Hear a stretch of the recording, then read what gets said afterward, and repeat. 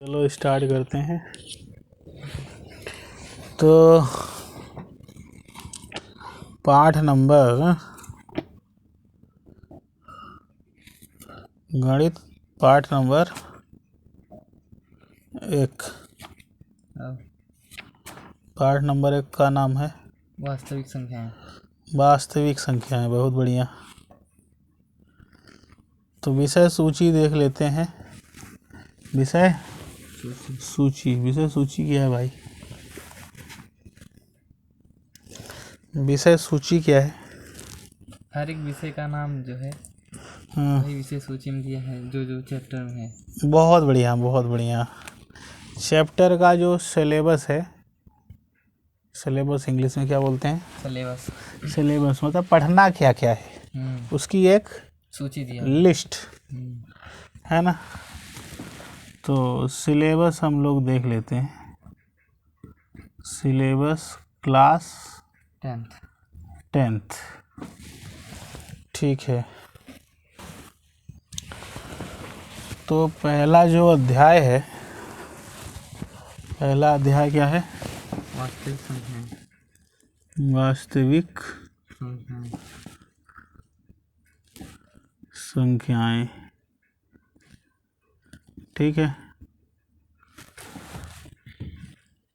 वास्तविक संख्या हम लोग पढ़ेंगे। दूसरा अध्याय क्या है? बहुपद। पहला अध्याय है वास्तविक संख्याएं। वास्तविक संख्याएं। ठीक है। दूसरा अध्याय क्या है? बहुपद। वास्तविक संख्या में भी जो हमें पढ़ना है, ठीक है, वास्तविक संख्या तो पढ़ेंगे, तो इसके अंदर भी क्या क्या पढ़ेंगे? इसके अंदर पढ़ेंगे पहले भूमिका। भूमिका भूमिका मतलब इंग्लिश में बोलते हैं इसको इंट्रोडक्शन। क्या बोलते हैं? इंट्रोडक्शन। जैसे हमने आपको बोला कि आप अपने बारे में थोड़ा सा इंट्रोडक्शन दीजिए। इंट्रोडक्शन मतलब कि आप बताइए आप कौन हैं, क्या करते, पहचान बताइए। तो ऐसे ही वास्तविक संख्या की अगर पहचान बताना है, क्या है वास्तविक संख्या, वास्तविक संख्या के बारे में थोड़ा बहुत जानकारी देना, क्या कहलाएगा उसके? वो क्या कहलाएगा? भूमिका, इंट्रोडक्शन। हाँ, इंट्रोडक्शन कहलाएगा। ठीक है, समझे? इंग्लिश में क्या बोलते हैं इसको? वास्तविक संख्या को रियल नंबर बोलते हैं। ठीक है। तो मैं तो इंग्लिश में पढ़ाता हूँ, लेकिन कोई दिक्कत नहीं है, हिंदी भी प्रयास करने से सब बन जाएगा, है ना। कोई दिक्कत तो जाएगी नहीं। वास्तविक थोड़ा बहुत जाएगी तो देख लिया जाएगा। वास्तविक संख्या ये क्या है? इंट्रोडक्शन पहले पढ़ेंगे, मतलब उसके बारे में थोड़ा बहुत जानकारी लेंगे कि वास्तविक संख्या क्या है। फिर यूक्लिड विभाजन प्रमेयिका। यूक्लिड एक मैथमेटिशियन थे। कौन थे? गणितज्ञ। उन्होंने विभाजन करने की, विभाजन मतलब भाग देने का एक प्रमेय बनाया। यूक्लिड ने क्या किया? भाग देने का एक प्रमेय बनाया। हाँ, भाग जो हम लोग पढ़े हैं ना,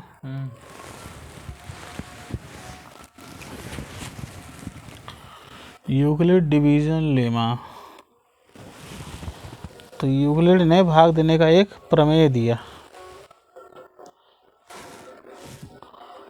देखिए कैसे।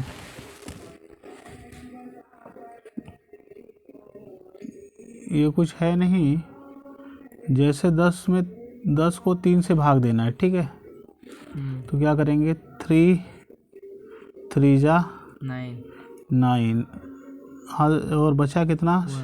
इसको क्या बोलते हैं? शेष बोलते हैं। और इसको क्या बोलते हैं? भागफल।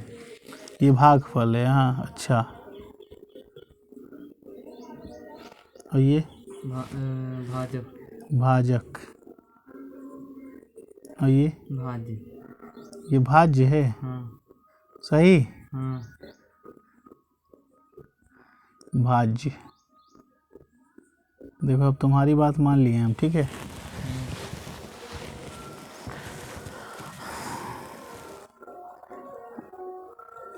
जिसको भाग देना होता है उसको भाज्य बोलते हैं। हाँ। और जिससे भाग देना होता है उसे भाज्य बोलते हैं। भाजक बोलते हैं। और भाज्य को भाजक से भाग देने पे जो रिजल्ट आता है, परिणाम आता है, उसको भागफल कहते हैं। और जो बचता है उसे शेषफल। शेषफल कहते हैं। शेषफल कहते हैं। अच्छा, शेषफल है ऐसा। तो क्या आप ये कह सकते हो कि ये जो 10 है, ये जो 10 है, कौन 10 यानी जो भाज्य है, वो भाजक गुणे भाज्यफल 3 गुणे 3 धन शेषफल के बराबर है। हाँ। है कि नहीं है। 3 त्रिकाएँ 9 + 1 10। मतलब जब भी हम भाग देंगे तो जो भाज्य होगा वो भाजक गुणे भाज्यफल धन शेषफल के बराबर हमेशा, ये नियम हमेशा लगेगा। इसका फार्मूला ही है ना। हाँ, ये सूत्र बन गया। भाज्य बराबर भाजक गुणे भागफल। हाँ, शेषफल। ये सूत्र बन गया। भाज्य बराबर भाजक गुणे भागफल गुणे भागफल धन शेषफल। सही है। हाँ। ये यूक्लिड ने बताया था। तो भाग विभाजन करने का, इसी को विभाजन करने का एक प्रमेयिका बोल दिया। क्या बोल दिया? प्रमेयिका। ठीक है। अंक गणित वगैरह पढ़ेंगे, अंक गणित की आधारभूत प्रमेय पढ़ेंगे, परिमेय संख्याओं का अपरिमेय संख्या, परिमेय संख्या तो हम लोग पढ़े नहीं हैं। हाँ। अपरिमेय संख्या भी सुने हैं 9वीं में। हाँ। तो अपरिमेय संख्याओं का भ्रमण करेंगे। एक बार फिर से भ्रमण करेंगे, आके यहाँ देखेंगे। फिर परिमेय संख्याओं और उनके दशमलव प्रचारों का पुनर्भ्रमण। फिर हम लोग सारांश देखेंगे। ठीक है। दूसरा पाठ क्या है? बहुपद। दूसरा पाठ है बहुपद। ठीक है।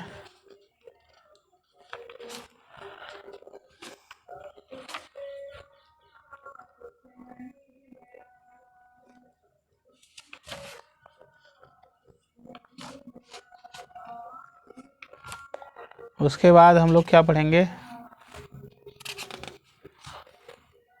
उसके बाद क्या पढ़ेंगे भाई,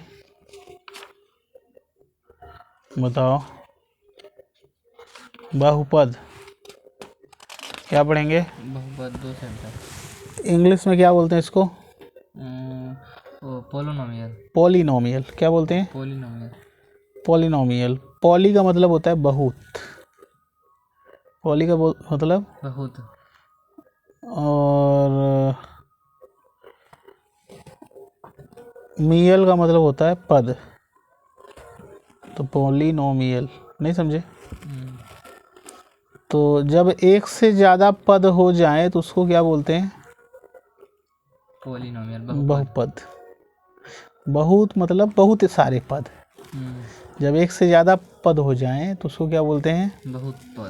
बहुपद। नहीं समझे? ये देखो, ये पॉलिनोमियल्स लिखा है। ठीक है।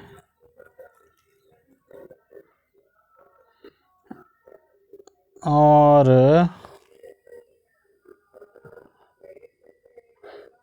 एक और सुने होगे, व्यंजक। व्यंजक सुने हो? व्यंजक सुने हो?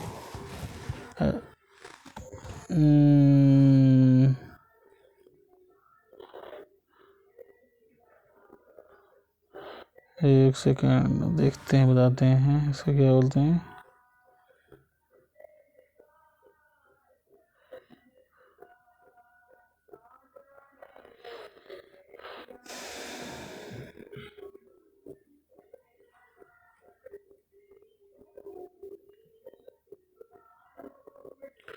बीज गणितीय व्यंजक सुने हो? बीज गणित सुने थे ना, वही समीकरण जो हल करने के लिए रहता था, पहले व्यंजक लिखा रहता था 7वीं 8वीं में। क्या होता है बीज गणितीय व्यंजक? उसके बारे में ज़्यादा अगर बहुपद सीखना है, क्या बहुपद, ये दूसरा पार्ट जो है जिसका नाम क्या है? बहुपद, बहुपद, बहुत सारे पद, पद जिसमें हो, जिसे हम बोलते हैं बहुपद। बहुपद। तो अगर ये बहुपद सीखना है, बहुत सारे पद, उसके लिए आपको बीजगणितीय व्यंजक पता होना चाहिए, लेकिन हम बताएंगे, टेंशन न लीजिए, ठीक है। बीजगणितीय व्यंजक क्या है? ऐसा गणित का व्यंजक जिसमें चर हो, अचर हो। चर जानते हो? हाँ, वही ABCD वाला। जैसे मैं आपसे पूछूं आपकी उम्र क्या है, कितनी है? 14 ईयर है। अगले साल 15 हो जाओगे, यस, फिर 16 हो जाओगे, फिर 17। उम्र क्या है? लगातार बदल रही है, चल रही है। चल रही है मतलब, चल रही है मतलब बदल रही भाई। हाँ, आपकी उम्र जो है क्या है? चल रही, बदल रही है। और जो चीज़ बदलती है ना उसको बोलते हैं चर। चलती है, चलना मतलब, चर, चलना मतलब बदलना, बदलना, हाँ, नहीं समझे? तो जो चीज़ बदलती है उसको क्या बोलते हैं? चर। और जो चीज़ नहीं बदलती है उसको बोलते हैं अच्छा, अचर। जैसे का 5 रुपया है तो का वो 6 रुपया हो जाएगा? नहीं होगा, तो 5 पाँचे रहेगा। 3 तीन ही रहेगा, तो जितने भी नंबर हैं वो कभी बदलते नहीं है, इनको बोलते हैं अचर। क्या बोलते हैं? अच्छा, नहीं समझे? नहीं समझे? समझ गए। तो ऐसा व्यंजक, ऐसा गणित, चर को इंग्लिश में बोलते हैं वेरिएबल। क्या बोलते हैं? वेरिएबल। अचर को क्या बोलते हैं? कांस्टेंट। क्या बोलते हैं? कांस्टेंट। जो चीज़ चलती है, बदलती है, उसको बोलते हैं वेरिएबल। जो चीज़ नहीं चलती है उसको क्या बोलते हैं? कांस्टेंट। कांस्टेंट। इंग्लिश में, हिंदी में चर, जो चीज़ चलती है मतलब बदलती है वो चर, और जो नहीं बदलती है उसको क्या बोलते हैं? अच्छा, अचर बोलते हैं, ठीक है। तो ऐसा व्यंजक, गणित में लिखा हुआ व्यंजक जिसमें चर हो, चर जो होते हैं उनको हम जनरली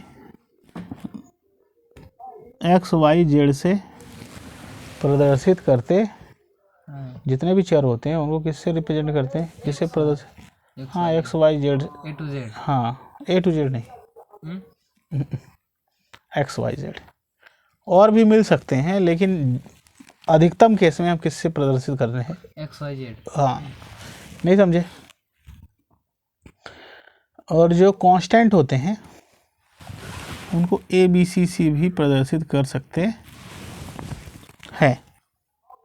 जो कांस्टेंट होते हैं नहीं, ABC। हाँ, करते हैं, ठीक है। तो हम लोग क्या पढ़ रहे थे? बहुपद नहीं, बहुपद पढ़ने के पहले हमने क्या बोला था आपसे? बीज गणितीय व्यंजक। व्यंजक पता होना चाहिए। तो ऐसा व्यंजक, व्यंजक मतलब ऐसा गणित में लिखा हुआ व्यंजक जिसमें क्या हो? चर हो, अचर हो, अचर हो, और धन ऋण वाले चिन्ह हो। इंग्लिश में ये धन ऋण गुणा को क्या बोलते हैं? मैथमेटिकल ऑपरेटर क्या बोलते हैं? Mathematical operator. मैथमेटिकल ऑपरेटर, नहीं समझे? तो ऐसा गणित में लिखा गया व्यंजक जिसमें चर हो, अचर हो, चर हो, अचर हो, धन ऋण, वाले चिन्ह हो, धन ऋण वाले चिन्ह।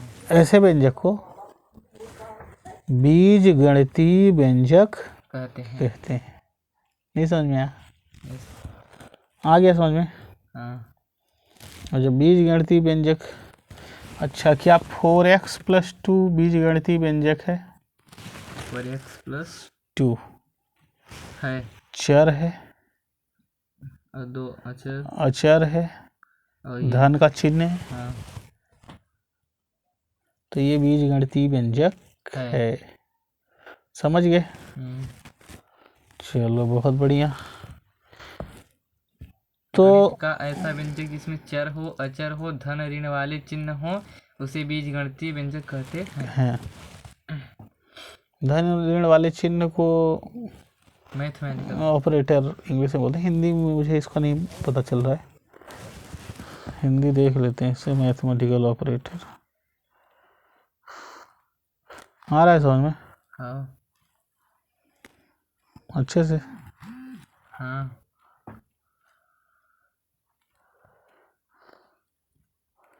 मैथमेटिकल ऑपरेटर मीनिंग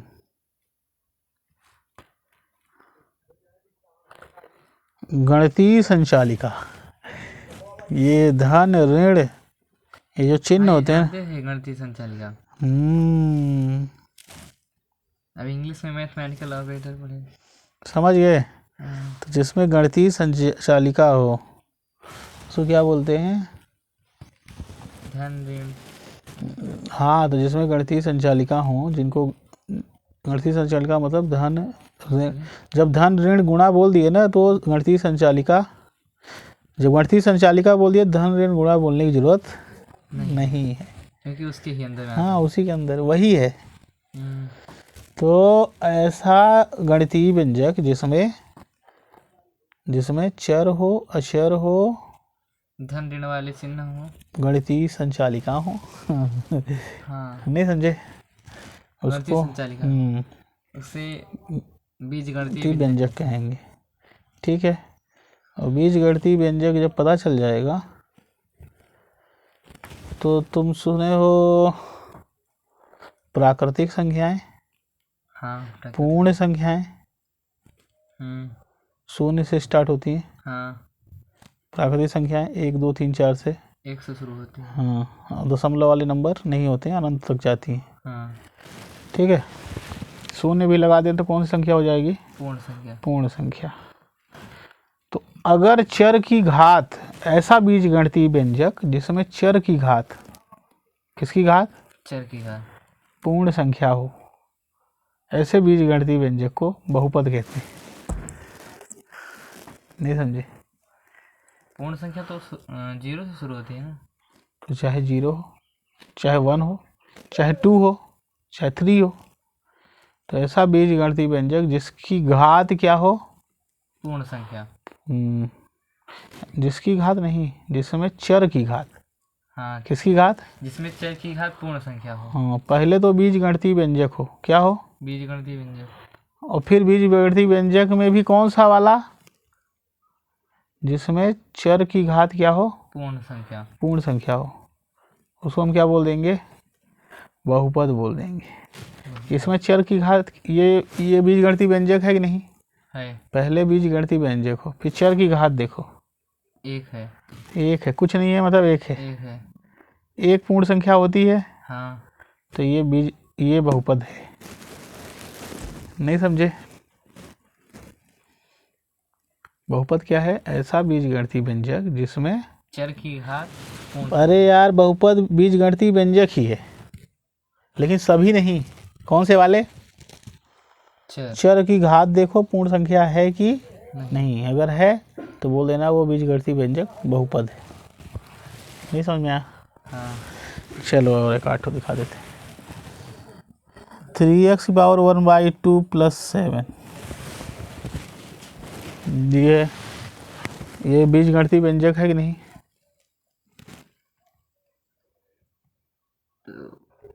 बीजगणितीय व्यंजक, बीजगणितीय व्यंजक परिभाषा क्या है?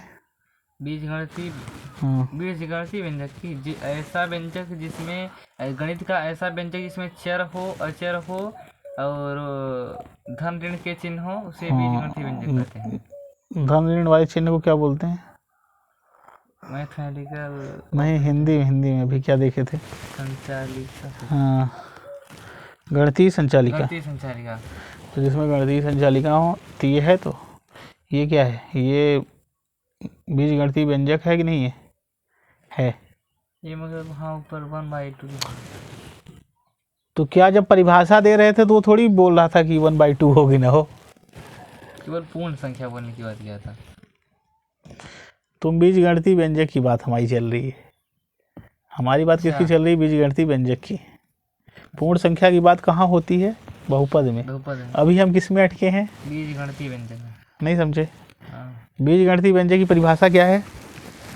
गणित का ऐसा व्यंजक जिसमें चर हो, अचर हो, गणितीय संचालिका हो, उसे बीजगणितीय। तो क्या पूर्ण संख्या की बात आई यहाँ पे? नहीं आई। तो क्या ये बीजगणितीय व्यंजक है? है यार। हाँ है ना। तो जब उसमें इसकी घात की बातें नहीं कर रहा है वो, हाँ। तो ये बीजगणितीय व्यंजक है। घात की बात कहाँ होती है? बहुपद में। तो ये भी बीजगणितीय व्यंजक है और ये भी बीजगणितीय व्यंजक, लेकिन ये बहुपद है और ये नहीं है। क्यों? क्योंकि बहुपद बीजगणितीय व्यंजक ही होते हैं, लेकिन सभी नहीं। कौन से वाले? जिसमें चर की घात पूर्ण संख्या हो। इसमें चर की घात पूर्ण संख्या नहीं है, इसलिए बीजगणितीय व्यंजक तो है, हाँ, मगर बहुपद नहीं। नहीं समझे? समझ गए? हाँ। तो ये बहुपद कहलाएगा। ठीक। तो बहुपद में भी बहुत सारे बहुपद होते हैं। रेखीय बहुपद। कौन सी बहुपद? रेखीय बहुपद। द्विघाती बहुपद। कौन सी बहुपद? रैखिक बहुपद, द्विघात बहुपद, त्रिघात बहुपद, और कौन सा? चारों घात का बहुपद होता है। ठीक है। इसमें तो नहीं है, लेकिन बड़ी किताबों में दिया रहता है। ठीक है। मगर 10th के सिलेबस में नहीं दिया है। हाँ, इसमें नहीं दिया है। ठीक है। हाँ। उसके बाद विषय सूची चल रही थी। दो चर वाले रैखिक समीकरण। कितने चर वाले? 2 चर वाले। हम लोग तीसरा पार्ट जो है वो है विज्ञान भी ले आना भाई। तीसरा द्विचर वाले कौन सा समीकरण? 2 चर वाले रैखिक समीकरण युग्म। रैखिक समीकरण युग्म। युग्म कहाँ से आ गया भाई? अच्छा, समीकरण युग्म। अच्छा,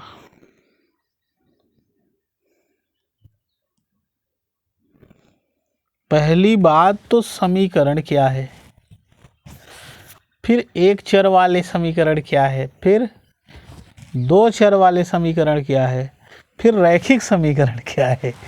नहीं समझे? पहली बात क्या?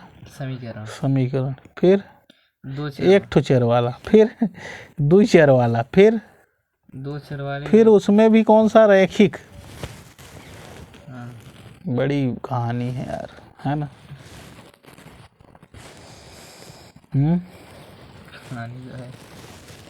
समीकरण क्या है?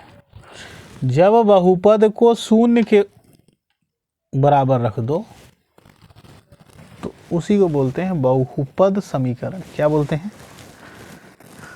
जब बहुपद को शून्य के बराबर रख दो। हाँ, तो उसको क्या बोलते हैं? बहुपद समीकरण। क्या बोलते हैं? बहुपद समीकरण। समझे? हाँ। बहुपद हम सिखाएंगे बहुपद क्या होता है, अभी जान लिए हो ना। हाँ, अब बहुपद को किसके बराबर रख दो, शून्य के बराबर शून्य के बराबर, तो क्या आ जाएगा, बहुपद समीकरण। तो वो कहलाएगा बहुपद समीकरण। समझ गए। हाँ, और अगर बहुपद रेखीय बहुपद है तो समीकरण रैखिक बहुपद। रेखीय समीकरण कहलाएगा। हाँ, और उसमें अगर एक ठो चर दिख रहा है एक्स बस, तो एक चर का रेखीय बहुपद रेखीय समीकरण। रैखिक समीकरण हो जाएगा। और दो ठो चर दिख रहे हैं तो द्विघात समीकरण। एक प्रकार का चर दिख रहा है, जैसे एक्स बस दिख रहा है, एक्स बस दिख रहा है, तो ये क्या हो जाएगा, रैखिक। एक चर का रेखीय बहुपद। देखो पहले रेखीय बहुपद समझ लो क्या है। अगर चर की घात एक है तो वो रेखीय बहुपद है, दो है तो द्विघात। हाँ द्विघाती बहुपद है। नहीं समझे। हाँ, चर की घात तीन है तो त्रिघाती बहुपद। हाँ समझ गए, समझ गए। हाँ, तो ये देखो ये रेखीय बहुपद है कि नहीं है, रेखिक बहुपद है ना, क्योंकि चर की इसको घात शून्य के बराबर रख दिए तो रेखीय समीकरण कहलाया कि नहीं कहलाया। हाँ, किस कितने प्रकार का चर है, एक ही प्रकार का है, एक्स बस है ना। हाँ, अगर दो प्रकार का चर होता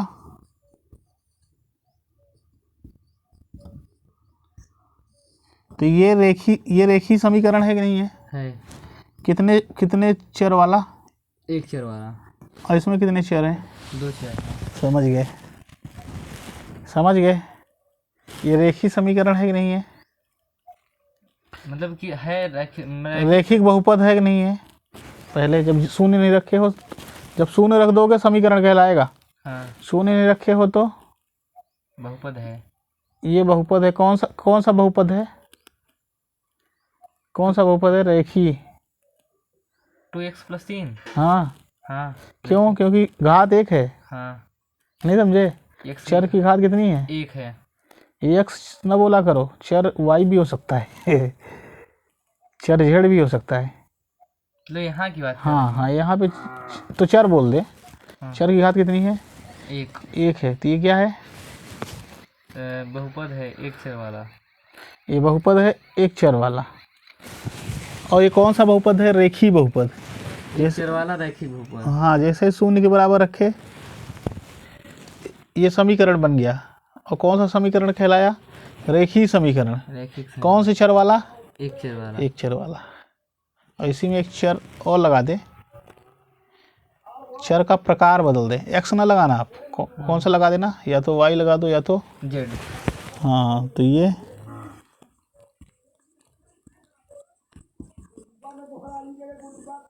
नहीं समझे, हाँ, नहीं समझे। घात एक है ना, हाँ, रैखिक है, बहुपद है कि नहीं है, कितने चर हैं, दो। शून्य के बराबर रख दिए समीकरण, हाँ, तो दो चर वाला रैखिक समीकरण। समीकरण। नहीं समझे, दो चर वाला रैखिक समीकरण। यही लिखा है ना। हाँ, देखो पेज 42 खोलो, 42 41, ये 42, ये दिख रहे हैं समीकरण। ये 44 है। अरे कोई दिक्कत नहीं, ये समीकरण दिख रहे हैं, हाँ, दिख रहे हैं इस तरह के समीकरण नहीं दिख रहे हैं। मतलब कि जिसमें दो चर हो और उसकी घात एक हो। एक घात है तो रैखिक, हाँ, और शून्य लगा है तो समीकरण। हाँ, दो ठो चर दिख रहे हैं दो प्रकार के, तो दो चर वाला। हाँ, रैखिक समीकरण। नहीं समझे। और तीन है त्रिघाती समीकरण। त्रिघाती नहीं, हाँ घात अगर दो है तो द्विघाती समीकरण। नहीं समझे, अभी समझाएंगे, अभी तो बस इंट्रोडक्शन दे रहे हैं भाई। अच्छा, अभी तो हम पाठ कहाँ स्टार्ट किए, अभी तो हम पूरा ये बता रहे हैं कि विषय की सूची हमें पूरे विषय में क्या साल भर पढ़ना क्या है। अच्छा। नहीं समझे, अभी हम लोग क्या सीख रहे हैं कि क्या पढ़ना है। पूरे एक साल के अंदर 10वीं में इन पाठों में हम क्या क्या अभी हम पढ़ा नहीं रहे हैं, अभी हम ये ग्राउंड तैयार कर रहे हैं। क्या तैयार कर रहे हैं? ग्राउंड, मतलब कि इस बुक के अंदर हम क्या क्या हाँ, क्या क्या पढ़ेंगे, तो थोड़ा ये जानकारी हो जाए तो जब हम पढ़ेंगे तो ज़्यादा अच्छे से समझ में आएगा। आएगा। अभी ये ना सोचो कि ये नहीं समझ में आया, वो नहीं आया। हाँ, अभी हम क्या सोच रहे हैं? अभी हम ये देख रहे हैं कि क्या क्या पढ़ना है इसमें। बस पहले दिन यही ना होगा यार। हाँ हाँ, तो कन्फ्यूजन रहेगा क्योंकि अभी पूरा चीज़ तो पढ़े नहीं, हाँ, तो शॉर्ट में बता दे रहे हैं ताकि दिमाग में फीड रहे कि ये पढ़ना है। ये पढ़ना है, ताकि पढ़ने समय दिक्कत न जाए। समझ गए? हम्म, ठीक है। कहाँ गया भाई ढक्कन? ढक्कन कहाँ गया? एक मिनट। रेखीय समीकरण पढ़े, हाँ एक घात वाला।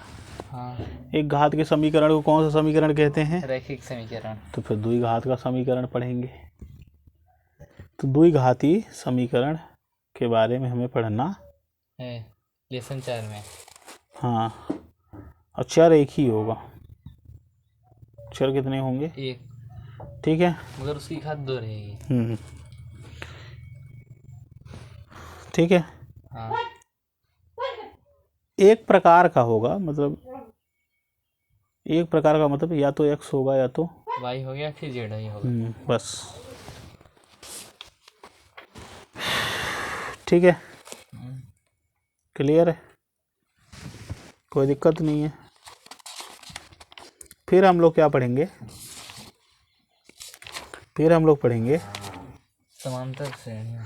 समांतर श्रेणी। क्या होता है भाई समांतर श्रेणी? देखे थे समांतर श्रेणी? इसके बारे में तक पढ़े नहीं है। नहीं तो कैसे जान गए? नहीं जी, बुक का खोले थे ना। अच्छा, देख रहे थे। हाँ, देख रहे थे। समांतर श्रेणी क्या होता है भाई?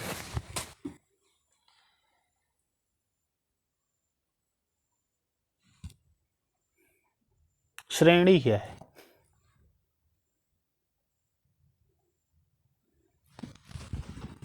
जैसे स्कूल में लाइन लगती है, बच्चे खड़े हो जाते हैं,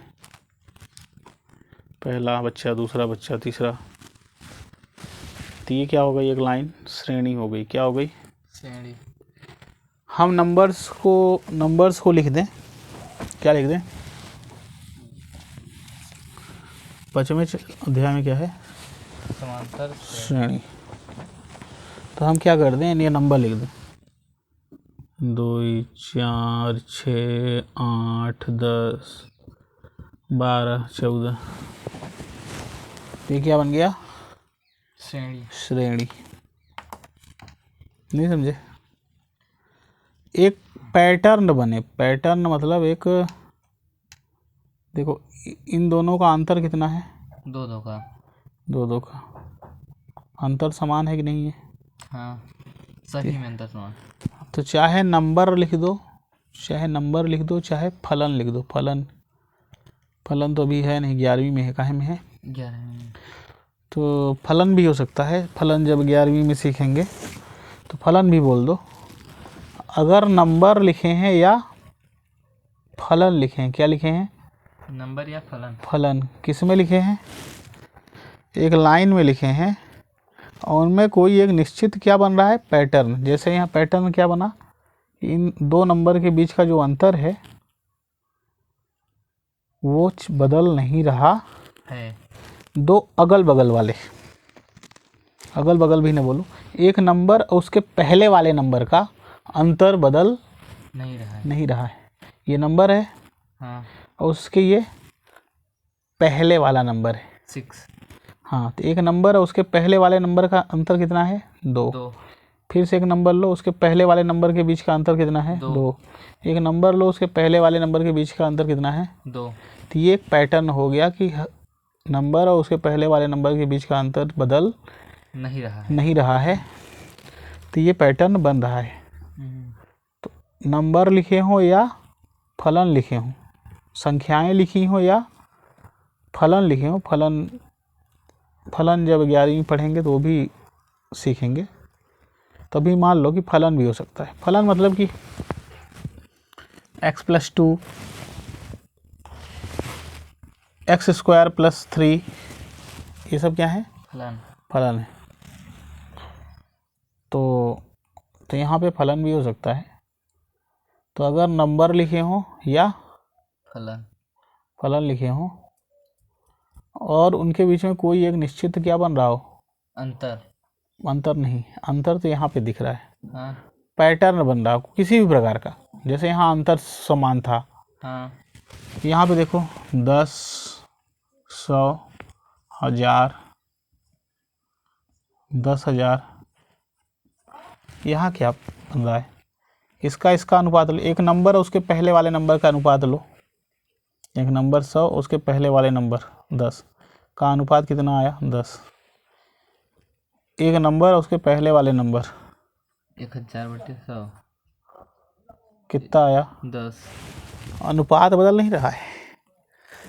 एक नंबर और उसके पहले वाले नंबर का अनुपात, एक नंबर और उसके पहले वाले नंबर का अनुपात बदल नहीं रहा है। तो यहाँ पे भी एक पैटर्न बन रहा है। तो ये भी श्रेणी है। नहीं समझे? ये भी श्रेणी है। नहीं समझे? श्रेणी क्या होता है? नंबर यानी संख्याओं या फलन का अरेंजमेंट। अरेंजमेंट मतलब उनको हम अरेंज कर दें। अरेंज कर दें मतलब उनको एक लाइन में लिख दें भाई। हाँ। लिख दें। और अगर एक नंबर और उसके पहले वाले नंबर के बीच में, एक नंबर उसके पहले ना बोलो, अगर उनमें एक निश्चित क्या बन रहा है? पैटर्न कुछ न कुछ बन रहा है। भाई लड़के लगाते हो तो ऊंचाई उनकी क्या होती है? बढ़ती जाती है। हाँ। तो अगर निश्चित ऊंचाई बढ़ रही है दो के बीच में, एक पैटर्न दिख रहा है। पैटर्न दिख रहा है। हाँ, तो श्रेणी होगी। तो श्रेणी कहलाएगा। नहीं समझे? हाँ। एक निश्चित पैटर्न अगर बन रहा है तो श्रेणी होगी। अब ये नहीं कि पहला वाला लड़का की ऊंचाई 1.5 मीटर, फिर दूसरे के 2 लड़का मान लो या कोई और मान लो, डंडे मान लो, तो 2 मीटर, फिर 4 मीटर, फिर 6 मीटर। यहाँ पे एक निश्चित पैटर्न बन रहा है। नहीं समझे? नहीं समझे? एक डंडा लगाए 2 मीटर का, फिर 4 मीटर का, फिर 6 मीटर का, ऐसे इस तरह से। तो यहाँ पे एक निश्चित पैटर्न बना ना। हाँ। अगर पैटर्न अनिश्चित है तो श्रेणी नहीं कहलाएगा। अगर पैटर्न कोई न कोई निश्चित है, जैसे यहाँ देखो, यहाँ निश्चित है कि एक नंबर उसके पहले वाले नंबर का अनुपात क्या है? 10। बदल नहीं रहा है, तो निश्चित अनुपात है ना। हाँ। तो यहाँ पे भी ये पैटर्न बन गया। क्या बन गया? पैटर्न। तो इसे हम क्या बोलेंगे? श्रेणी। इसे श्रेणी बोलेंगे। लेकिन ये वाला समांतर श्रेणी नहीं है, ये वाला समांतर श्रेणी है। समांतर श्रेणी कौन सी होगी? एक ऐसी श्रेणी जिसमें एक नंबर और उसके पहले वाले नंबर का अंतर सेम हो, समान हो। नहीं समझे? तो समांतर श्रेणी समान अंतर हो। हाँ, समांतर। नहीं समझे? नंबर और उसके पहले वाले नंबर के ऐसी श्रेणी ये भी है और ऊपर वाला भी। श्रेणी क्यों है? क्योंकि पैटर्न बन रहा है कुछ न कुछ। नंबर या फलन लगे हैं, नंबर लगा है यहाँ पे। हमारे सिलेबस में तो नंबर ही है, तो नंबर लगे हैं और ये भी पैटर्न है, ये भी पैटर्न बन रहा है, इसलिए श्रेणी है। लेकिन ये एक ऐसी श्रेणी है जिसमें एक नंबर और उसके पहले वाले नंबर के बीच का अंतर समान है। अंतर क्या है? समान है, मतलब बदल नहीं रहा है। एक नंबर उसके पहले वाले नंबर के बीच का अंतर कितना है? 2। एक नंबर उसके पहले वाले नंबर के बीच का अंतर कितना है? 2 है। समान है कि नहीं है? समान मतलब बराबर है कि नहीं है? तो इस श्रेणी को क्या बोलेंगे? समांतर श्रेणी। हाँ, समान अंतर। समान मतलब बराबर का अंतर हो। नहीं समझे? नहीं आया? उसमें अंतर करना है, मतलब माइनस करके बराबर। हाँ, अगर अंतर बराबर है, यहाँ पे देखो 1 5 6 9 13, इनके बीच का अंतर कितना है? इसके 4 है। एक नंबर उसके पहले वाले नंबर के बीच का अंतर कितना है? 1 क्या समान अंतर आ रहा है? नहीं, तो ये क्या समांतर श्रेणी है? नहीं है। ये वाला है। नहीं समझे? नहीं समझे? नहीं समझे? समांतर श्रेणी तो समझ गए। हाँ। मतलब यहाँ पर जैसे 10 है, फिर 100, फिर 1000, 10,000। ये समांतर श्रेणी नहीं है, श्रेणी है लेकिन समांतर श्रेणी नहीं है। हाँ, समझ गए। श्रेणी क्या है? जिसमें पैटर्न, कुछ न कुछ पैटर्न बनता है, दिखता तो है। श्रेणी है। हाँ, और अगर पैटर्न नहीं बन रहा है तो श्रेणी नहीं है। श्रेणी नहीं है। नहीं समझे? नहीं समझे? समझ के मतलब ये नहीं समझ रहे हैं। हाँ जैसे उसमें एक संख्या है, उसके पहले वाली संख्या के बीच का अंतर 2 है, हाँ सभी जगह 2 है। हाँ, तो समान है तो इसलिए समांतर श्रेणी है। हाँ, तो हाँ। जैसे ये नीचे वाला, जैसे ये श्रेणी है, ये समझ हाँ गए। हाँ जैसे इसके 100 और 10 के बीच का हाँ कितना अनुपात है, तो 100/10 कर दिए, 10 आ गया। हाँ इसमें भी जितने आगे जाएंगे तो 10 हाँ 10 हाँ, अंतर आता रहेगा। हाँ, अंतर आता रहेगा तो श्रेणी है, क्योंकि श्रेणी बनने के लिए ये देखा जाता है कुछ न कुछ पैटर्न बने, चाहे अनुपात बराबर हो चाहे अंतर बराबर हो, कुछ पैटर्न। हाँ किसी भी प्रकार का। हाँ। नहीं समझे? अगर पैटर्न बन रहा है तो श्रेणी है। श्रेणी है ये जान गए, मतलब समांतर श्रेणी क्यों है? 10 का अंतर बन रहा है, मतलब अंतर कहाँ है? वो अनुपात। अनुपात बराबर है। हाँ, अंतर जब बराबर होता तो समांतर, समान अंतर श्रेणी। हाँ, अंतर थोड़ी बराबर आ रहा है। अंतर मतलब दोनों को घटाओ। अंतर का मतलब क्या है? इसमें से इसको क्या कर दो? घटा दो। है। यहाँ घटा थोड़ी रहे हो, घटा के देखो 90, घटा के देखो 900, कहाँ अंतर बराबर आ रहा है? 900, 90 और 900 बराबर हैं, इसलिए समांतर श्रेणी। कोई भी संख्या है, उसके पीछे वाली संख्या के बीच का अंतर अगर समान है, पहले तो श्रेणी हो यार। हाँ, वो तो ये तो श्रेणियाँ नहीं है। श्रेणी मतलब कोई ना कोई पैटर्न बने यार, यहाँ कहाँ पैटर्न बन रहा है? नहीं बन रहा है। फिर श्रेणी में भी कैसा? समांतर श्रेणी, क्योंकि श्रेणी ये भी है ये भी है। अंतर अगर समान हो तब वो समांतर कहलाएगा। नहीं आया? हाँ, और नहीं तो अनुक्रम कहलाएगा। इसको बोलेंगे अनुक्रम। अनुक्रम।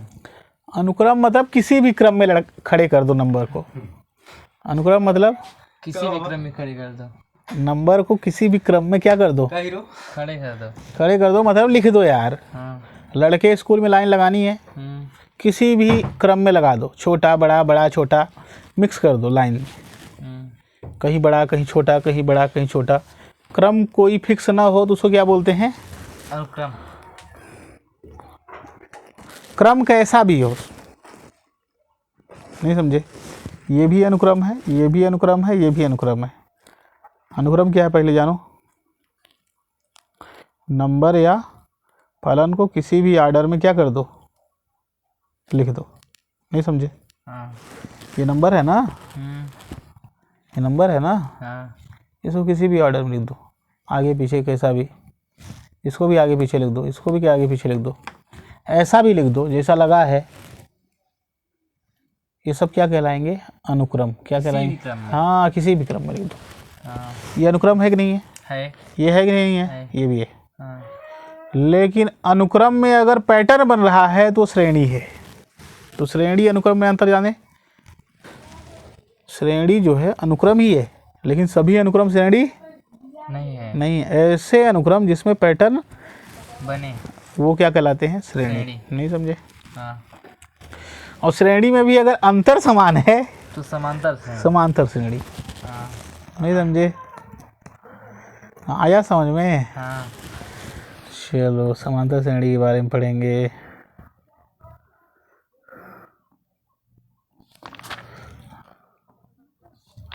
और आगे इंग्लिश में बोलते हैं अरिथमेटिक प्रोग्रेशन। क्या बोलते हैं? प्रोग्रेशन को बोलते हैं श्रेणी और अरिथमेटिक को समांतर। Arithmetic progression.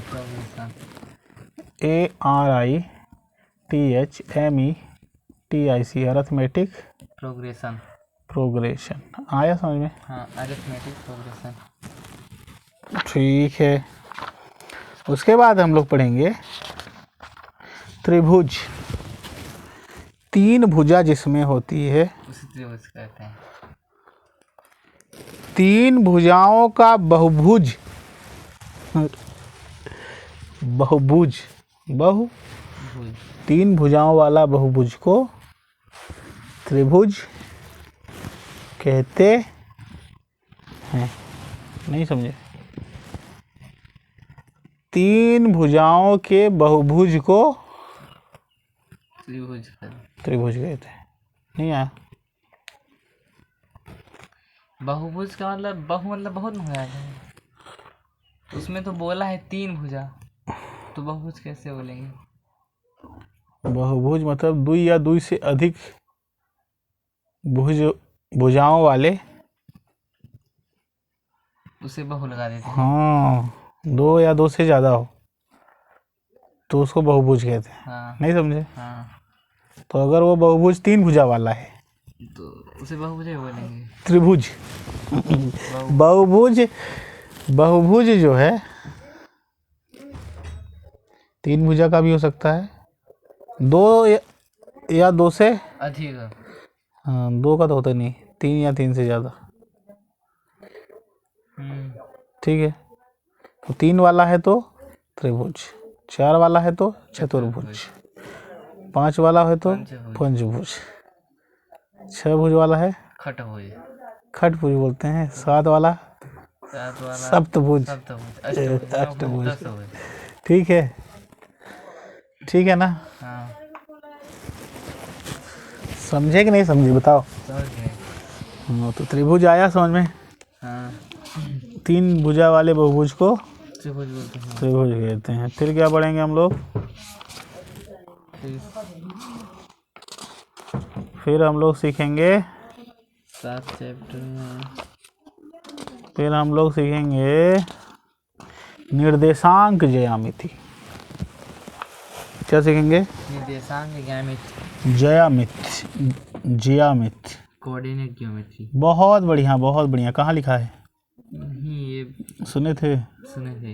ये जैसे एक बिंदु है, इसके निर्देशांक 2, 3 हैं। हाँ, 3 निर्देशांक सीखेंगे। ठीक है। हाँ, उसकी ज्योमेट्री मतलब ज्यामिति। ज्यामिति हो। ठीक है।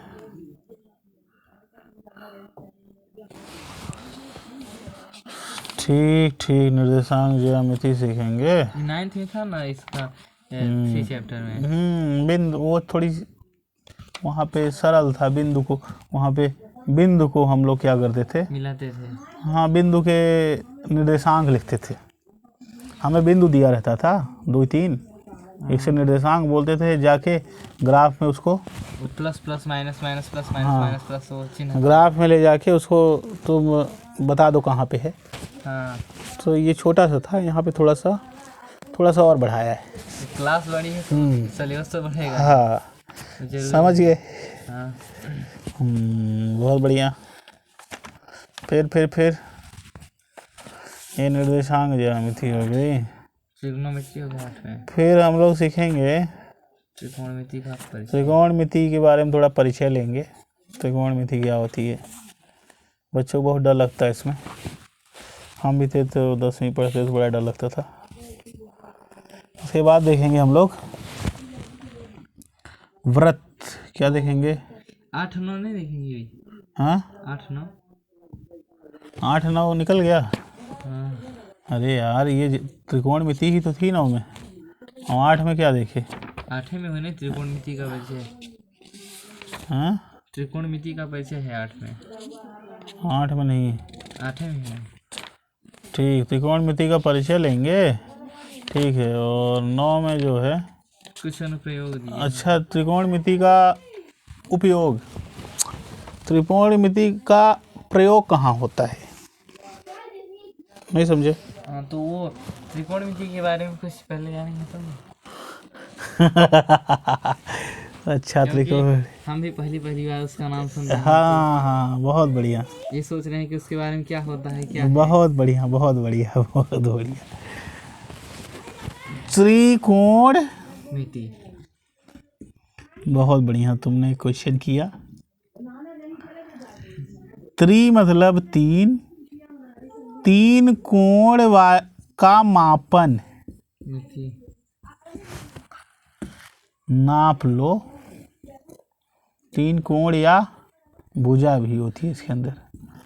तीन कोण या भुजा को नाप लेना ही त्रिकोणमिति। त्रिकोणमिति है, जो त्रिभुज में पढ़ी जाती है। नहीं समझे? त्रिभुज के तीन कोण या तीन भुजा को मापना या नापना त्रिकोणमिति कहलाती है। नहीं आया समझ में? अरे यार त्रिभुज है, हाँ त्रिभुज मतलब कैसा त्रिभुज ये पूछ रहे हैं। त्रिभुज यार, कोई भी त्रिभुज, हाँ कोई भी। त्रिभुज। ये भुजा मान लो दो है, ये तीन है, बोले ये कितना है, तो तुम भुजा नाप लो किसी तरह से, तो क्या कहलाएगा? त्रिभुज। त्रिकोणमिति। त्रिकोणमिति उसका नाप या माप करना। हाँ नहीं समझे? हाँ। तीन कोण या मान लो एक कोण दिया है, ये भुजा दिया है बोल दे, और ये वाली भुजा कितनी होगी तो माप के मापो, त्रिकोणमिति। नहीं समझे? हाँ। लेकिन हमारे जो 10वीं के सिलेबस में है वो समकोण त्रिभुज के लिए त्रिकोणमिति दी है। ऐसा नहीं कोई भी त्रिभुज ले ले, कौन सा त्रिभुज लेना है। अभी इसीलिए हम बोले कैसा त्रिभुज। एक दिन हम वो देखे वीडियो तो उसमें बोला समकोण त्रिभुज के लिए, इसीलिए हम बोले कि कैसा त्रिभुज है।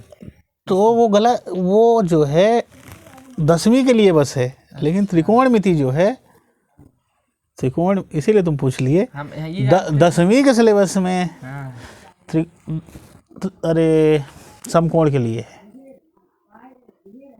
10वीं के सिलेबस में कौन से त्रिभुज के लिए है? समकोण।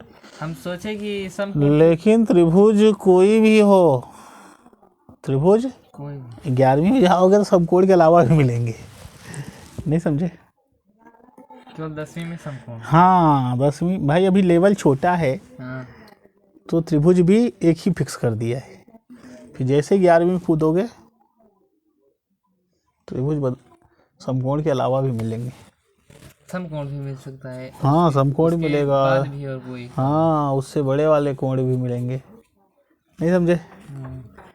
आया कि नहीं आया? आया। ठीक है। फिर 9 चैप्टर में क्या है?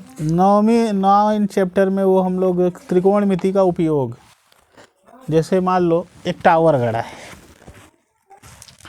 टावर गड़ा है और तुम टावर, ये टावर है ये, अब तुम यहाँ ज़मीन पे मान लो, तुम अपने को, तुमको बिंदु से दिखा रहे हो, तुम्हारी पूरी डिज़ाइन नहीं बना रहे कि हाँ हाथ है पैर है, तुमको किससे प्रदर्शित कर रहे हैं? बिंदु।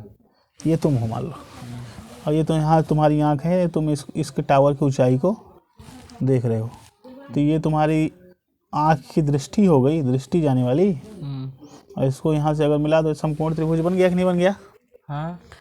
ये जमीन की लाइन हो गई। हाँ। और यहाँ तुम्हारी आँख इधर देख रही हो रेखा, अरे तुम्हारी दिख रही होगी ना। हाँ वो तो एक लाइन खींच दो। हाँ।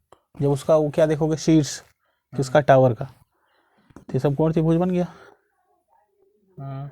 अब बोल दे भाई साहब, ये टावर ये जो तुम टावर के जहाँ गड़ा है उससे तुम 3 मीटर दूरी पे खड़े हो और ये 30 डिग्री का कोण बना रहा है और तुम उसकी ऊंचाई देख रहे हो। उसका शीर्ष बोल रहा है कि टावर की ऊंचाई कितनी है। दूसरा ये कह सकता है, अब देखो ये त्रिकोणमिति लगाओगे, समकोण त्रिभुज आ गया। हाँ। भुजा नापनी है। अरे यार टावर की ऊंचाई मतलब क्या है? समकोण त्रिभुज की भुजा। भुजा नापना है। नहीं समझे? ये पेड़ है, अब पेड़ में पूरी डाली वाली नहीं बनाना है। काहे त्रिभुज जब बनाओगे तो का यहाँ डाली ओली निकालते हो। क्यों तो सीधा? तो पेड़ है मतलब एक सीधा पेड़ तैयार कर दो, हाँ, ठीक है, उसमें डाली ओली नहीं निकालना है, हाँ, क्योंकि हमें पेड़ को भी क्या माननी है, एक त्रिभुज की भुजा माननी है। पेड़ टूट गया हवा में, ये गिर पड़ा और ये ज़मीन से, इसके ज़मीन जहाँ गड़ा था उससे 2 मीटर दूरी पे गिरा, त्रिभुज बन गया कि नहीं बन गया? हाँ, त्रिभुज बन गया नहीं कि ये गिर पड़ा ना। हाँ। ये गिरा तो नीचे गिरा उससे 2 मीटर की दूरी पे गिरा, तो बोला ये 2 मीटर दूरी पे गिरा, ये मान लो 35 डिग्री का कोण बना रहा था, बोल दिया कि ज़मीन से कितने मीटर ऊंचाई से टूटा पेड़। नहीं समझे? तो ये त्रिकोणमिति ले गया अब भुजा नापनी है, त्रिकोणमिति लगाओगे, हाँ, समकोण त्रिभुज है। नहीं आया समझ में? आ गया। तो ये हम उपयोग करेंगे त्रिकोणमिति का इस तरह के प्रश्नों में। 9 नहीं पार्ट में यही बनेंगे। हाँ, ये देखो, ये टावर है, यहाँ व्यक्ति देख रहा है 60 डिग्री पे, जब दूर गया यहाँ 30 डिग्री से देख रहा है। नहीं समझे? ये 20 मीटर है, बोल रहा है ये कितना है, ये ऊंचाई कितनी है। नहीं समझे? हाँ, भाई ये टावर है, एक व्यक्ति यहाँ खड़ा हुआ, 60 डिग्री ज़्यादा सिर झुकाना मोड़ना पड़ा, थोड़ा दूर गया तो कम में दिख गया, जैसे दूर गया थोड़ी कम एंगल में दिख गया। यहाँ पे खड़ा था ज़्यादा सिर उठाना पड़ा, जब पास खड़े हो गए ज़्यादा सिर उठाना पड़ेगा ना, थोड़ा कोण अधिक बनेगा। हाँ, पास में कोण अधिक बनेगा, दूर जाओगे तो कोण कम बनेगा, कम बनेगा, क्योंकि हमारी दृष्टि थोड़ा नीचे हाँ नीचे हो जाएगी। पहले ऊपर ऐसे देखेंगे, हाँ, और फिर ऐसे देखेंगे। समझ गए? जैसे कोई बड़ा आदमी रहता है, मतलब अपने से हाइट में ऊंचा, तो पास में जाते थे ऐसे देखते हैं, दूर जाते दूर जाओ आसानी से दिख जाएगा, तो दूर जाने से कोण कम होगा। नहीं समझे? हाँ, और वो ये दृष्टि की रेखा है, ये क्या है? दृष्टि की रेखा। और ये जो देखता है उसको प्रेक्षक कहते हैं। प्रेक्षक की जो आँख होती है उसको प्रेक्षक की आँख, तो प्रेक्षक की आँख की जो दृष्टि की रेखा जाती है उसे दृष्टि रेखा कहेंगे। नहीं समझे? और अगर तुम ऊपर की तरफ देखोगे तो ये जो कोण बनेगा उसे उन्नयन कोण कहते हैं। क्या बोलते हैं? उन्नयन कोण मतलब?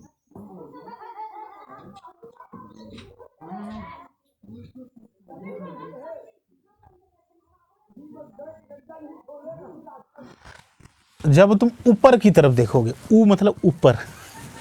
नहीं समझे? नहीं समझे? और अरे यार, आंखें ऊपर उठा रहे हो ना टावर देखने के लिए। अब तुम टावर पे चढ़ जाओ और नीचे एक आदमी है देखो, तो तुम ऐसे लगाओगे ना मुंडी नीचे तरफ। नहीं समझे?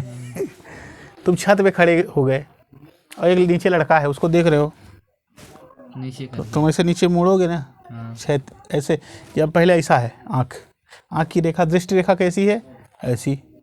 अब ऐसे देखोगे तो नीचे का लड़का तो ना दिखेगा, नहीं दिखेगा। तो दृष्टि रेखा पहले ऐसी है, ऐसी, फिर लड़का देखना है नीचे छत से, मुड़ा एंगल। ये कौन सा कोण है? उन्नयन। अवनमन।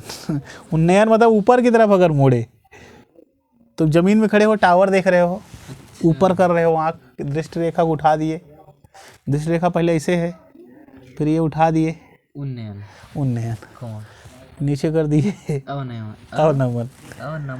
नहीं समझे? नहीं समझे?